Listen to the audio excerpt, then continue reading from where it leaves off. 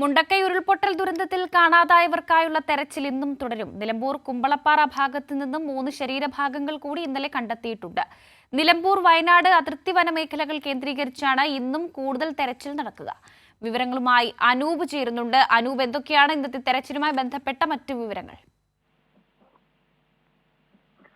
ഉരുൾപൊട്ടൽ ദുരന്തത്തിൽ കാണാതായവർക്കായുള്ള തിരച്ചിൽ ഇന്നും തുടരും.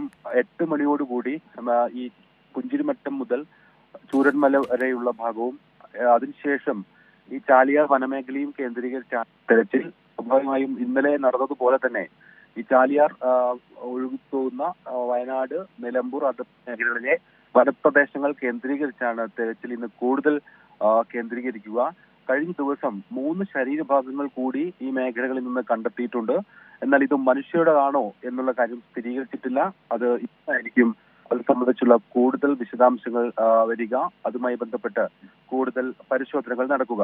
ഏതായാലും എൻഡിആർഎഫിന്റെയും ഫയർഫോഴ്സിന്റെയും സിവിൽ ഡിഫൻസിന്റെയും പോലീസ്, വനംവകുപ്പ്, സേനാ വിഭാഗങ്ങളുടെയും സന്നദ്ധ പ്രവർത്തകരുടെയും എല്ലാം നേതൃത്വത്തിൽ ഈ 2 ആഴ്ച പിന്നിടുമ്പോഴും ഉരുൾപൊട്ടൽ ദുരന്തത്തിൽ കാണാതായവർക്ക് വേണ്ടിയുള്ള തെരച്ചിൽ ഈ വിധത്തിൽ തുടരുകയാണ്.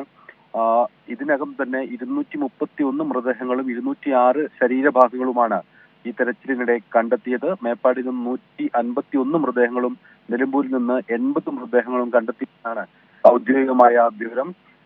ഈ ചൂരന്മല പാലത്തിന് താഴ്ഭാഗത്തായി വനത്തിലൂടെ ഒഴുകുന്ന പുഴയുടെ തീരങ്ങൾ കേന്ദ്രീകരിച്ച് ഉള്ള പരിശോധനയാണ് ഇന്നും അതേ വിധം തുടരുക. പ്രത്യേകിച്ച് ഈ പരപ്പൻപാറ വനമേഖലയിൽ ഉൾപ്പെടെ മലപ്പുറം ജില്ലയിലൂടെ ഒഴുകുന്ന ഭാഗങ്ങളിൽ ചാലിയാറിൽ ആ വിധത്തിലുള്ള തെരച്ചിൽ പ്രത്യേക വൈദഗ്ധ്യവും പരിശീലനവും ലഭിച്ചവരുടെ നേതൃത്വത്തിൽ മുങ്ങൽ വിദഗ്ധരെ ഉൾപ്പെടുത്തി കൂടി ഇന്ന് നടക്കും എന്നാണ് നമുക്ക് ലഭിക്കുന്ന വിവരം. ഏതായാലും ആ വിധത്തിൽ തെരച്ചിലുമായി ബന്ധപ്പെട്ട നടപടിക്രമങ്ങൾ ഇന്നും ആരംഭിക്കും. ശക്തമായ ഒരു മഴയുടെ സാഹചര്യം ഈ മേഖലയിലുണ്ട്. പ്രത്യേകിച്ച് ദുരന്തബാധിത മേഖലകളിൽ കഴിഞ്ഞ ദിവസം രാത്രിയെല്ലാം അതിശക്തമായ മഴ പെയ്തത്, രാത്രിയും അതോടൊപ്പം വൈകിട്ടുമെല്ലാം ശക്തമായ മഴ പെയ്തത് തെരച്ചിലിനെ കാര്യമായി തന്നെ ബാധിച്ചിരുന്നു. ഒരു വേള അത് നിർത്തിവെക്കുന്ന സാഹചര്യം വരെ, അത്തരത്തിലുള്ള പ്രതിസന്ധി വരെ ശക്തമായ മഴ ഒരു പ്രതിസന്ധിയായി ആ ഘട്ടങ്ങളിലുണ്ടായി. ഏതായാലും മഴയുടെ ഒരു സാഹചര്യം.